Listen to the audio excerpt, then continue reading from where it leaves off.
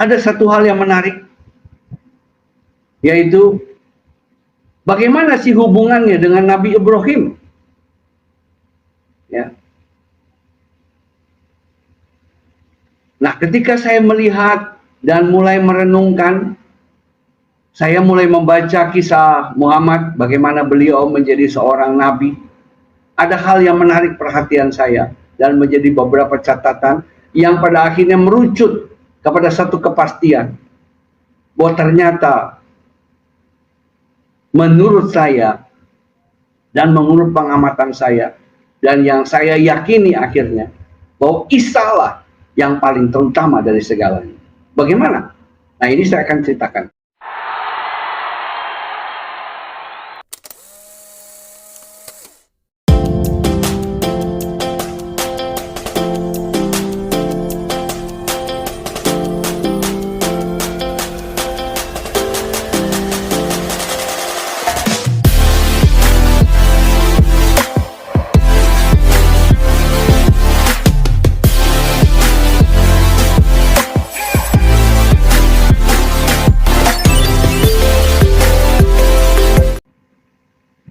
Selamat malam kepada seluruh pemirsa New Life in Christ Ministry dan kepada semua teman sahabat baik yang ada di Indonesia maupun yang mungkin di luar Indonesia. Kembali saya mengucapkan salam jumpa dan salam bertemu kembali dalam channel ini. Sebagaimana tadi saya dikatakan, saya dipanggil Pak Ismail dengan judul yang telah diberikan bahwa bagaimana saya menemukan atau mendapatkan dan mengakui Isa Al-Masih sebagai Tuhan dan Juru Selamat saya. Justru saya didorong, dimotivasi melalui Al-Quran. Nah, peristiwanya begini. Saya diawali pada saat remaja pemuda saya sebelum saya menikah. Saya adalah seorang yang memang menyenangi belajar, terutama mencari sesuatu pegangan buat hidup saya. Saya belajar berbagai keyakinan, baik apakah terutama agama-agama yang ada di Indonesia, tetapi saya belum mendapatkan. Nah, di tengah-tengah proses pencarian saya, kemudian saya juga terlibat dalam satu perguruan silat ya yang ada di Jakarta, dan kebetulan saya tinggal di daerah perkampungan dan saat itu saya merasa bahwa saya penting memiliki suatu kemampuan ilmu bela diri. Jadi di kampung itu kebetulan ada seorang sahabat saya yang mementor saya dan saya diperkenalkan ke satu perguruan yang namanya Kancing 7 Bintang 12. Nah, di tengah pembelajaran itu setiap minggu kami latihan, juga saya mendengar berbagai ya semacam ceramah yang mungkin disebut tausiah itu. Bagaimana saya juga diajar untuk tidak takabur dan sungguh-sungguh memiliki iman yang kuat. Dan juga saat itu juga diajarkan bagaimana Islam itu merupakan agama yang sangat baik, agama yang merupakan agama terakhir ya. Nah, dalam perjalanan saya remaja pemuda, karena pada saat itu saya itu bergaul kepada semua pihak, baik ke Kristen maupun, maksud saya juga pergi ke gereja, saya juga pergi kadang-kadang ke kelenteng, juga pergi ke berbagai hal dan mendengarkan banyak hal ya yang menjadi juga concern saya. Nah, pada saat saya lulus, rupanya tanpa saya juga menyadari, ya, ketika itu saya lulus, saya dibayar dengan membaca doa, ya saya pikir membaca doa semacam tanda kelulusan, ya saya ikuti saja dengan baik, dan ya belakangan saya tahu ya saya sudah menjadi Islam. Nah, tapi perjalanan terus-menerus saya tertarik mempelajari juga Al-Quran, ya. Saya mulai banyak membaca, saya mulai banyak didorong, ya, bagaimana sebenarnya saya memahami satu keyakinan yang benar yang menjadi pegangan buat saya. Siapakah kebenaran yang sungguh-sungguh dapat memimpin saya pada satu kebenaran yang sesungguhnya, ya. Nah, ketika saya mempelajari hal ini, ada satu hal yang menarik dari pengamatan serta pembacaan dan perenungan yang saya dapati dengan kepolosan yang ada pada saya, ya, saat itu. Saya belajar, dan memang saat itu ketika saya belajar membaca baik buku-buku maupun Alkitab Al-Quran, saya baca dalam bahasa Indonesia. Ada beberapa sahabat berkata waktu itu, sebaiknya belajar bahasa Arabnya. Tapi waktu itu saya tidak sekolah madrasah atau tidak sekolah, saya sekolah negeri biasa, ya, swasta. Dan saya merasa sedikit kesulitan. Namun ketika saya membaca Al-Quran dalam bahasa Indonesia, saya mendapati sesuatu yang memastikan bahwa untuk belajar satu kebenaran, saya pikir tidak dibatasi oleh satu bahasa, ya. Dan saya dapat juga jawabannya di dalam Al-Quran, bahwa Allah mengirim atau memberikan pengertian kepada bangsa-bangsa dan mengutus rasul kepada kaumnya masing-masing, ya. Allah mengutus Ibrahim kepada kaumnya, Musa kepada kaumnya. Nah, saya berpikir waktu itu tentu ketika mengirim Musa kepada orang Israel, tentu tidak memakai bahasa Arab, ya. Karena ketika saya baca, ya bahasa Arab juga belum ada saat itu. Pada zaman Nabi Musa, ya. Pada zaman Nabi Ibrahim, Allah mengutus Isa juga dengan bahasa kaumnya. Begitu pula ketika Allah mengutus Muhammad kepada kaumnya, dikatakan dengan bahasa Arab yang terang, ya. Dalam Quran, ya, surat Ibrahim ayat 4 dikatakan Allah tidak mengutus seorang rasul, ya, selain dengan bahasa kaumnya, ya, agar yang diutus itu menerangkan kepada umatnya supaya mengerti. Nah, ini menjadi pegangan buat saya. Betul. Jadi saya berpikir, saya membeli Al-Quran pada waktu itu juga. Saya memiliki Al-Quran tahun 70-an. Saya membaca Al-Quran yang diterjemahkan, ya, oleh tokoh-tokoh besar, kiai-kiai yang cukup terkenal dan yang husnul khotimah, ya, yang sangat Islami. Dan saya percaya bahwa apa yang mereka terjemahkan ke dalam bahasa Indonesia itu tidak mengandung niat yang buruk atau tidak bermaksud membodohi bangsa Indonesia, tidak membodohi masyarakat banyak. Tentu diupayakan sangat benar dan baik, ya. Ada 10 penterjemah yang ditugaskan oleh pemerintah, ya, untuk menerjemahkan itu dengan kajian yang saya melihat dari hampir 10 tahun, ya, mereka mengkaji dan baru menerjemahkannya. Jadi dengan yakin apa yang saya baca, saya percaya itu tidak merupakan suatu kekeliruan. Nah, jadi saya tidak perlu belajar bahasa Arab. Ya. Saat itu, ya, ya mungkin memang penting mempelajari bahasa Arab, bahasa aslinya itu penting. Tapi bukan berarti kita tidak bisa bahasa Arab, kita tidak menemukan kebenaran di dalam Al-Quran. Dan saya mendapati itu, kesaksian dalam pengalaman saya. Apa yang saya dapati?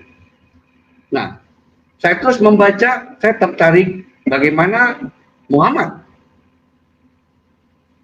diperintahkan Allah untuk menganut atau memilih agama Ibrahim, agama yang hanif, agama yang lurus. Ya.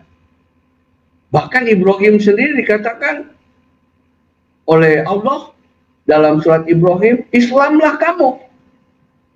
Aku sudah Islam. Wah, bahkan Islam sejak zaman Ibrahim. Ya, jadi bisa dikatakan Muhammad bukan penemu Islam pertama sejak zaman Ibrahim. Namun ketika saya mulai juga merenungkan, ya ternyata kata Islam itu sebenarnya kata ketaatan, kepatuhan. Karena saya membaca beberapa Quran terjemahan lainnya yang berkata, ya aku patuh, aku berserah diri sebenarnya. Ya, kata muslimun, berserah diri. Ya. Ternyata Ibrahim, ya, menjadi salah satu sosok yang sangat menarik perhatian saya. Kenapa Ibrahim?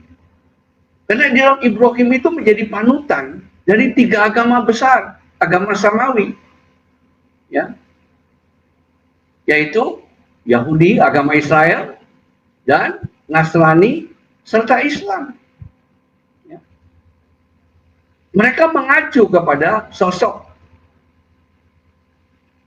Nabi Ibrahim. Terutama Muhammad pada waktu itu diminta untuk menganut agama Ibrahim ini. Nah, saya tertarik mempelajari ini. Sehingga apa sih yang dimaksud dengan agama Ibrahim? Nah, ketika saya mulai membaca, ya, dan mulai merenungkan, saya mendapati sesuatu yang menarik. Bagaimana Islam menjadi agama penutup, ya? Bagaimana Muhammad disebut nabi penutup? Nah, sebenarnya apa sih? Karena ketika saya mempelajari begitu dekat dengan Nasrani dan dengan Yahudi, ya. Kemudian saya mulai melihat siapa sih sosok Isa. Ternyata ketika saya mulai membaca dari mulai pertama dari Al-Baqarah dan lain sebagainya, Al-Baqarah, Ali Imran, An-Nisa dan seterusnya, ya. Saya melihat berbagai riwayat dari kisah di Quran, ya. Bahkan di dalam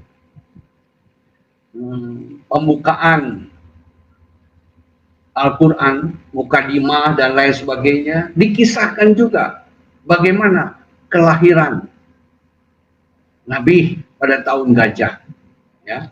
Nah, disinilah yang membuat saya terus merenung.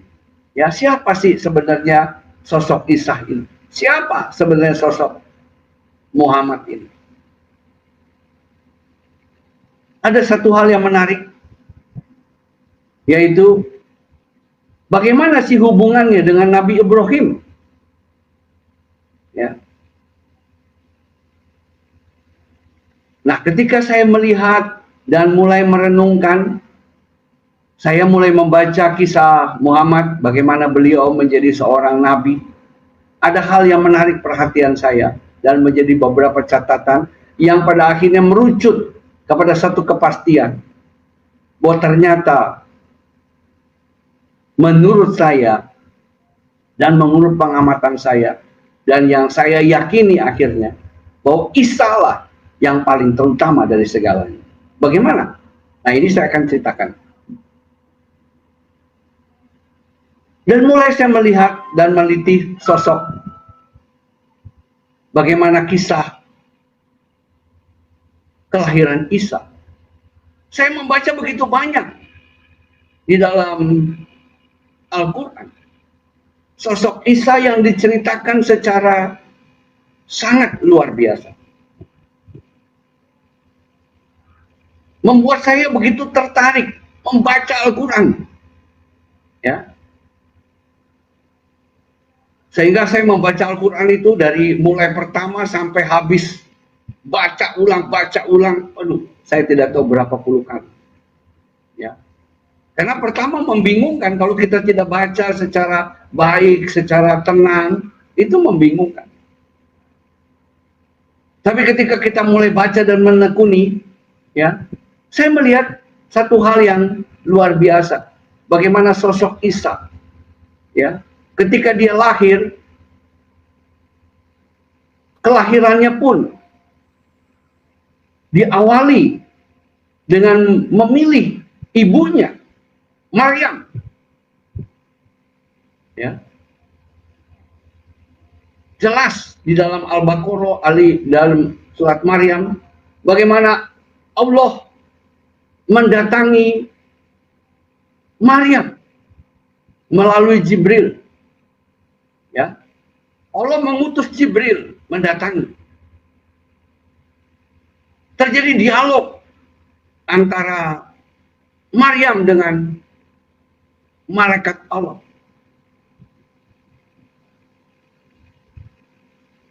Maryam pada waktu itu bingung. Bagaimana mungkin aku yang masih gadis bisa memperoleh anak? Tapi Allah menegaskan dalam Al-Quran bahwa itu sangat mudah bagi Allah. Allah berfirman, kun fayakun, jadilah.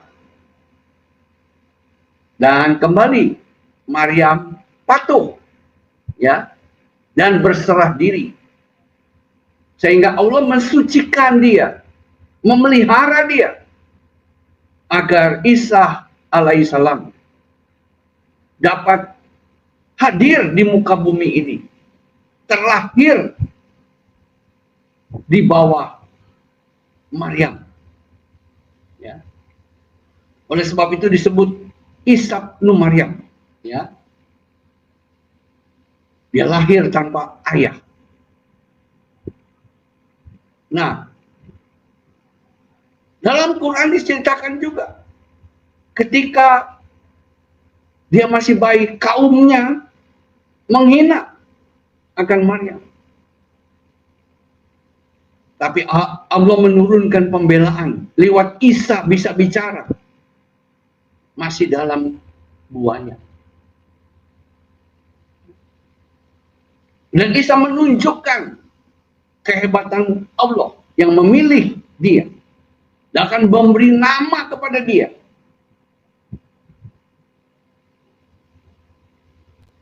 Ini sungguh luar biasa. Ya. Dan saya melihat lagi bagaimana dia bisa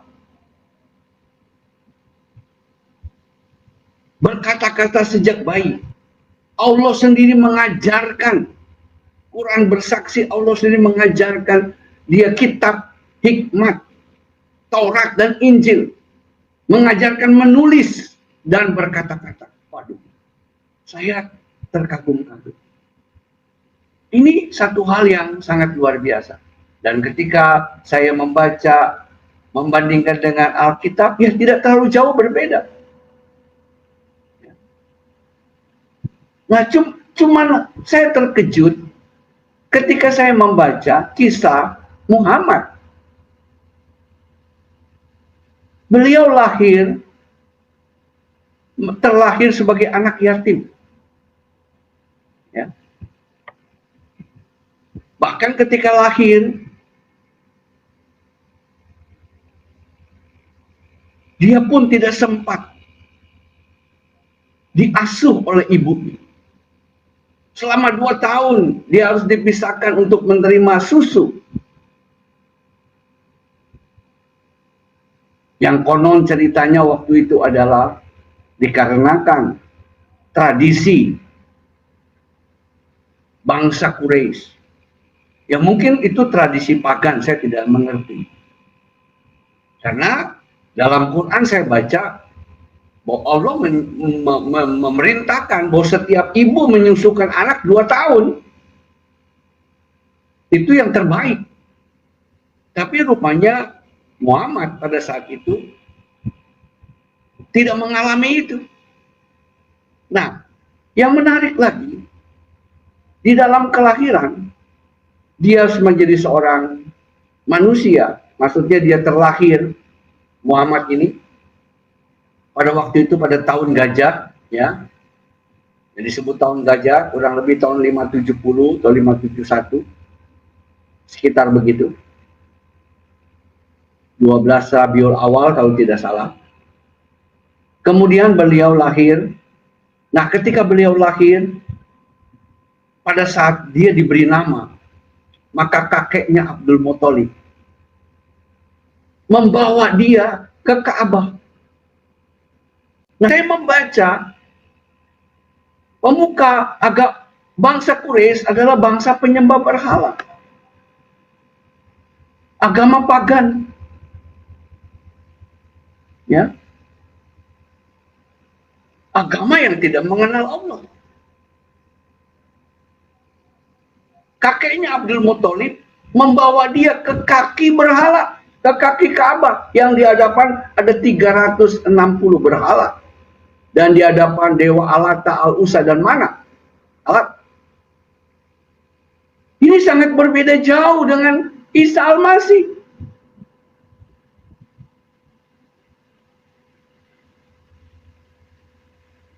Saya cukup shock. Dan kemudian saya membaca lagi.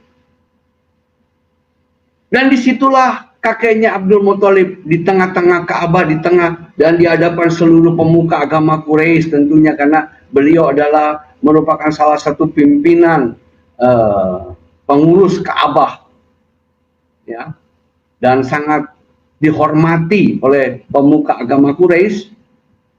Maka tentunya di hadapan semua pemuka agama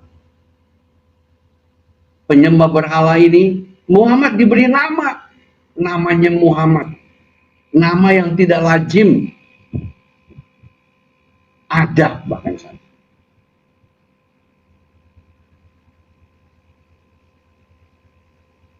Dan saya terus membaca.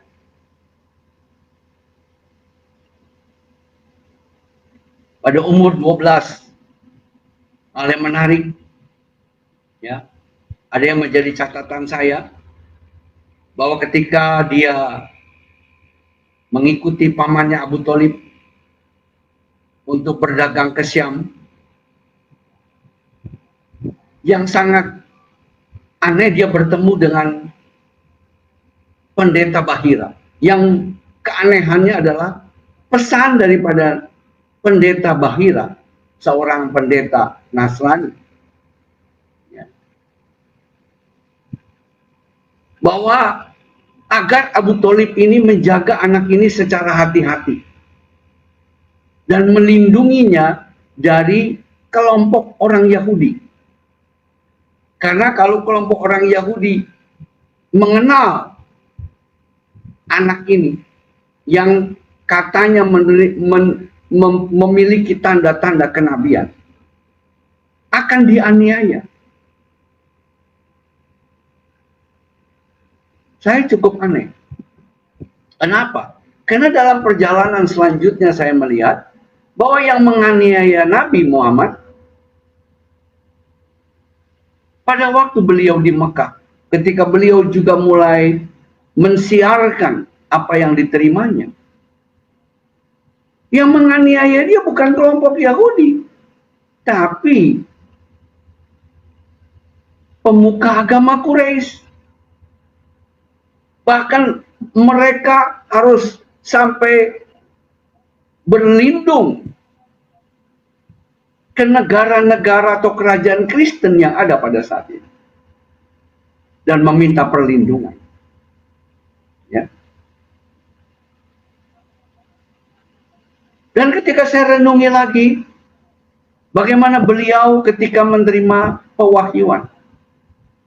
Ini menjadi catatan menarik yang saya melihat dan saya membandingkan begitu berbeda jauh dengan Isa alaihissalam, Isa al-Masih.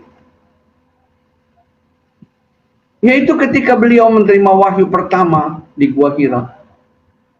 Walaupun beliau sudah mendapat atau dianggap sebagai tokoh muda dari pemuka agama Quraisy, karena beliau telah memiliki satu jasa penting di tengah-tengah pemugaran Ka'bah, ya. Hampir terjadi peristiwa yang sangat bisa menimbulkan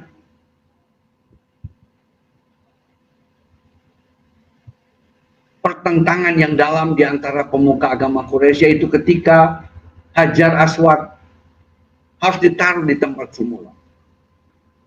Nah, kejadian ini ternyata bisa diselesaikan oleh Muhammad sebagai orang tokoh muda yang ada di kalangan bangsa Quraisy, sehingga dia mendapat gelar Al-Amin. Ya. Sehingga saya yakin bahwa Muhammad dalam waktu masih muda, ya, sebagai keluarga muda, seorang ayah muda, karena dia sudah menikah dengan seorang juga bangsawan Quraisy yang bernama Siti Khadijah, ya. Dan di umur-umur itulah dia menerima gelar Al-Amin dari pemuka agama Quraisy. Artinya beliau sangat dikenal kealimannya, kebaikannya, kecerdasannya sangat dikenal.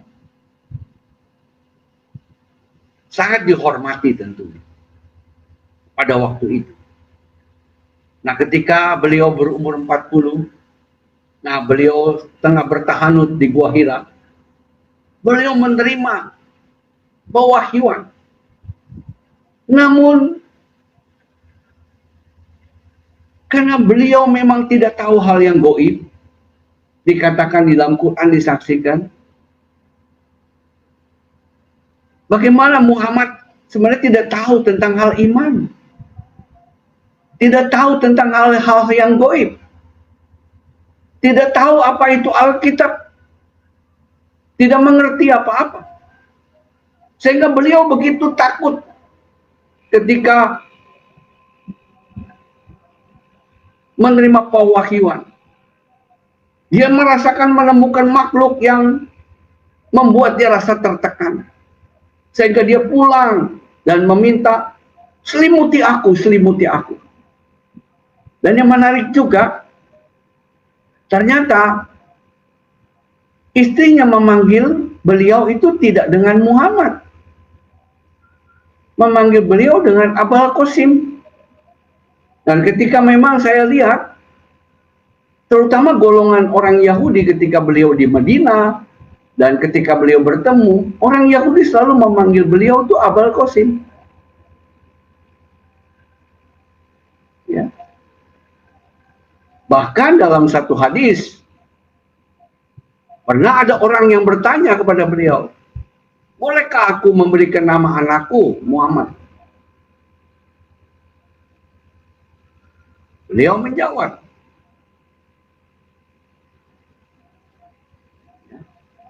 jangan engkau berikanlah namaku.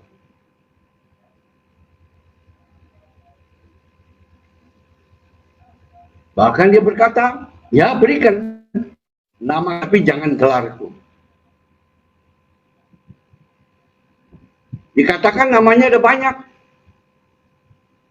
Kurang lebih ada 6 nama, tapi saya bukan ke sana maksudnya. Tapi beliau umumnya dipanggil Abul Qasim.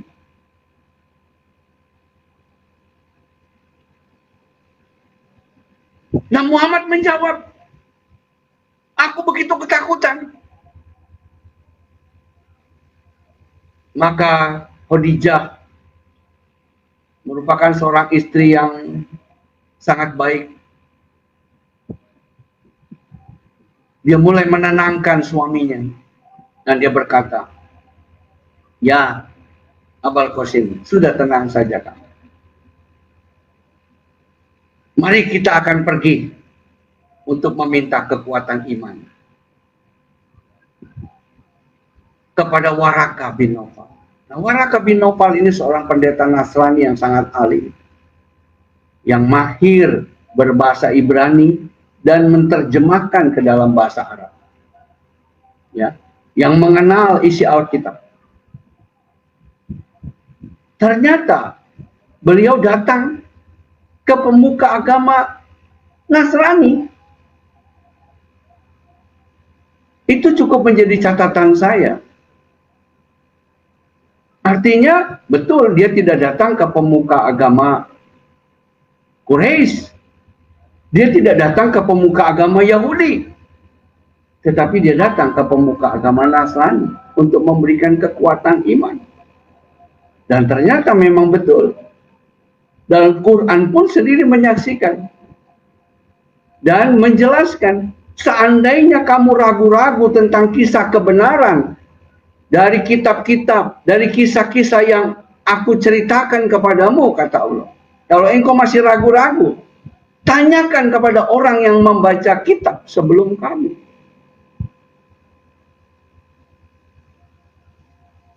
Itu dijelaskan oleh Al-Quran. Jadi saya melihat begitu jauh bedanya kualitas pengetahuan, kualitas iman dengan Isa Al-Masih. Beliau diajar oleh Jibril. Tetapi Isa diajar oleh Allah langsung.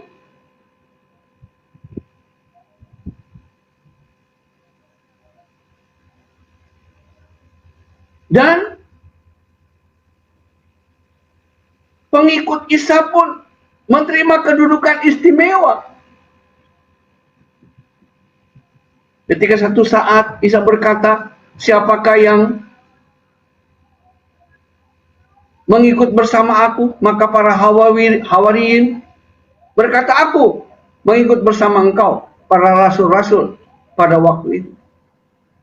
Maka Allah berkata, maka pengikutmu akan memiliki keistimewaan sampai akhir zaman. Wah, itu luar biasa. Ya.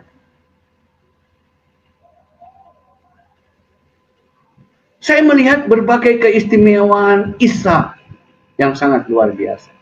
Dan sangat berbanding jauh oleh Muhammad. Baik dalam pertumbuhan iman, dalam pengenalan hal-hal gaib, bahkan ketika orang kafir Mekah, orang-orang musyrik Mekah meminta tanda dari apapun, katakanlah, aku hanya pemberi peringatan yang menjelaskan kepadamu. Aku tidak tahu apa-apa. Aku tidak tahu soal hal yang gaib. Aku tidak tahu hal soal malaikat. Aku tidak tahu soal roh.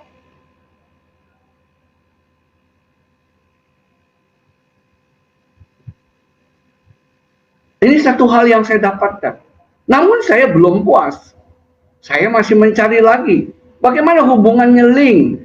Bagaimana ketika dia berkata, aku mengikuti agama Ibrahim yang lurus. Aku diperintahkan mengikuti ini. Saya masih belum mendapatkan link hubungannya pada waktu itu. Sehingga saya belum bisa memastikan. Nah, ketika saya membaca juga Alkitab, ya, ada hal yang menarik ketika Allah memerintahkan bertemu dengan Ibrahim, di mana Allah membuat perjanjian dengan Ibrahim. Ya, di dalam Quran juga dijelaskan bagaimana Ibrahim menerima perjanjian dari Allah dan Ibrahim mematuhi perintah-perintahnya dan mematuhi larangan-larangannya. Tapi ada satu hal yang menarik yang menjadi salah satu ciri bahwa Allah itu mengesahkan perjanjian itu. Dengan apa Allah mengesah? Dengan tanda sunat. Sehingga seluruh masyarakat keturunan nabi-nabi dari Ibrahim, baik Ismail, Ishak, Yakub, Daud, Sulaiman, dan nabi-nabi Israel lainnya, itu disunat menurut hukum Taurat. Hukum Taurat menjelaskan itu adalah perintah Allah kepada Ibrahim. Sehingga ketika Ibrahim melakukan itu, aku menjadikan engkau imam bagi manusia. Dan di Al-Quran pun dijelaskan bahwa Ibrahim itu menjadi imam bagi Allah. Dia menerima sesuatu sosok dan dia adalah orang yang hanif dan jalan yang lurus. Mengikuti jalan yang lurus. Nah, ketika Ibrahim menerima ini dan dia mengajarkan kepada seluruh keturunannya sampai kepada Isa Al-Masih pun disunat umur 8 hari. Sesuai dengan hukum Taurat. Nah, ketika saya membaca, merenungi lagi kisah bagaimana Muhammad menjadi seorang nabi pada umur 40. Ternyata saya tidak melihat ada riwayat sunat dari beliau. Saya bertanya kepada guru saya waktu itu. Oh, dijawab. Ada katanya cerita kisah bahwa sebenarnya beliau waktu disunat itu pada waktu lahir. Namun saya berpikir ketika saya membaca riwayat kelahiran pemberian nama oleh kakeknya Abdul Muthalib, tentu kalau peristiwa itu terjadi, Allah mengkitangkan beliau pada waktu lahir, itu tentu tidak sembunyi, pasti akan terlihat jelas karena dia bayi, nggak tahu, yang tahu yang menyaksikan saat itu. Entah pengasuhnya, nggak mungkin diam-diam. Itu terjadi kegemparan. Nah, peristiwa Bahira saja itu tercatat bahwa dia harus dijaga dengan baik-baik. Apalagi peristiwa akbar, mujizat. Tetapi ini tidak terdengar, tidak ada dalam kisah ini. Itu yang saya baca. Namun saya masih penasaran. Anggaplah ini ada kebenarannya. Mungkin Muhammad sendiri yang paling tahu sendiri. Dikasih tahu, cuman siapa yang kasih tahu? Karena beliau terima saja umur 40. Beliau pun sendiri tidak mampu mengenali siapa itu. Bahkan perlu diperkuat oleh pendeta Nasrani. Yang mungkin juga satu komunitas dengan beliau.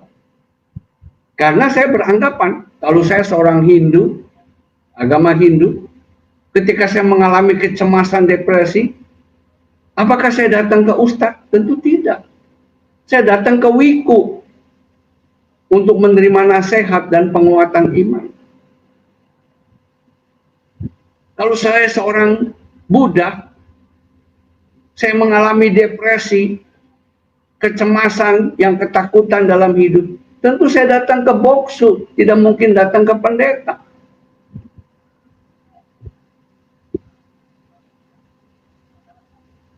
Nah, saya melihat Muhammad datang ke pendeta Nasrani. Dan Siti Khadijah, saya yakin juga tahu hal itu. Tentu kalau dia disunat, dia ngerti.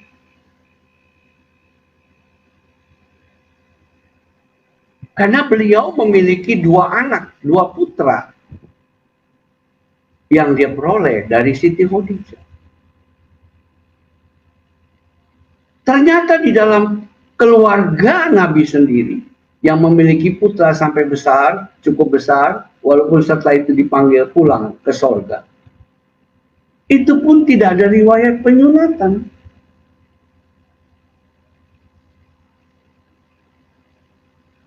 Bahkan sampai ketika beliau hijrah ke Madinah, karena tekanan bangsa Quraisy yang begitu besar untuk mengusir beliau, di Madinah beliau sempat menikahi seorang budak yang diperoleh, budak wanita dari kerajaan Kristen.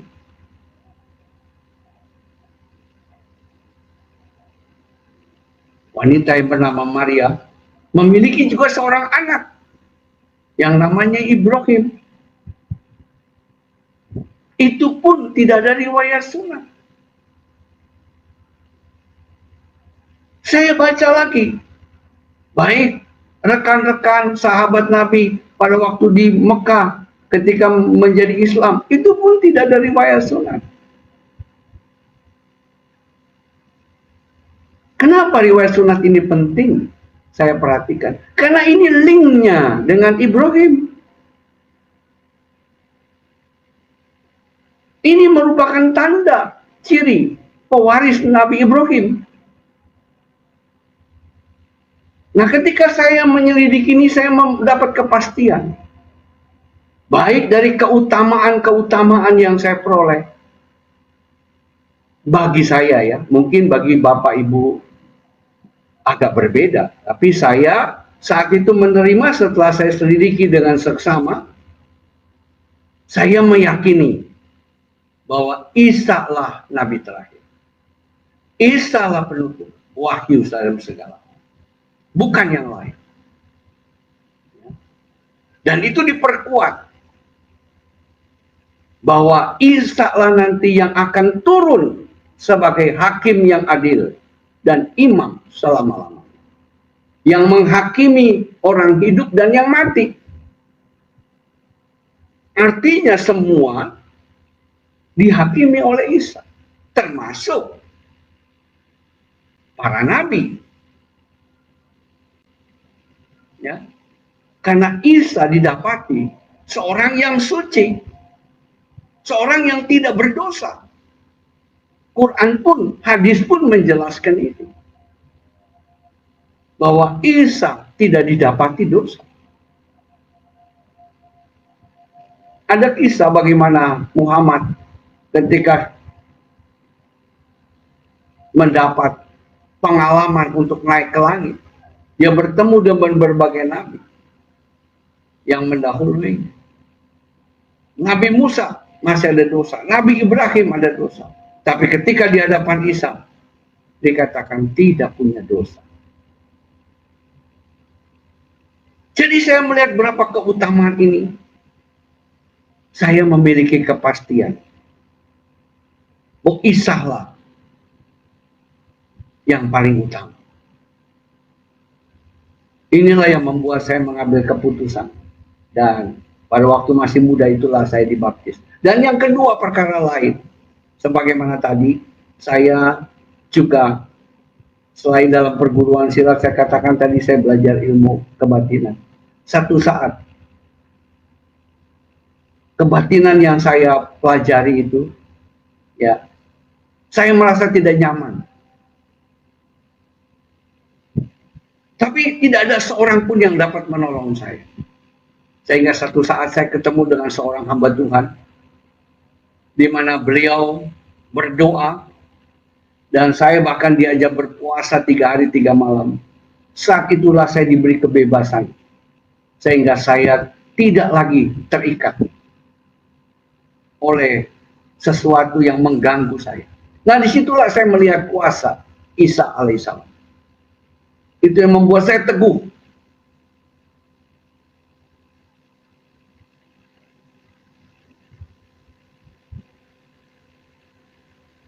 Sehingga sampai hari ini, saya boleh meyakini bahwa Isa alaihissalam menjadi pengikut Isa alaihissalam, atau yang disebut Yesus Kristus, Yesus Tuhan, Yesus Mesias, Al-Masih itu Mesias, adalah dia benar adanya. Dan saya mendapati di dalam Alkitab juga dikatakan, dia adalah jalan kebenaran dan hidup untuk menuju kehidupan kebenaran yang sesungguhnya. Dan dialah kebenaran itu sendiri. Inilah yang membuat saya berbahagia. Saya merasa bahwa apa yang menjadi pengalaman saya ini tidak meragukan saya.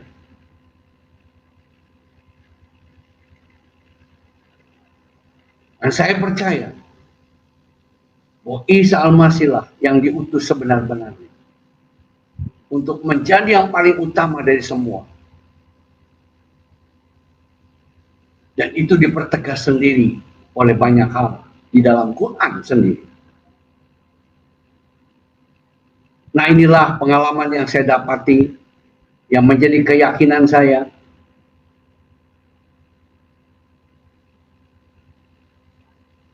Dan saya percaya kebenaran itulah yang tidak dapat dibatasi oleh apapun. Tidak dapat dihalangi. Dari manapun. Ketika hati kita mau mencari kebenaran yang sesungguhnya, maka Allah akan membukakan buat kita. Allah akan memberikan jalan yang baik buat kita. Demikianlah sekelumit kesaksian saya.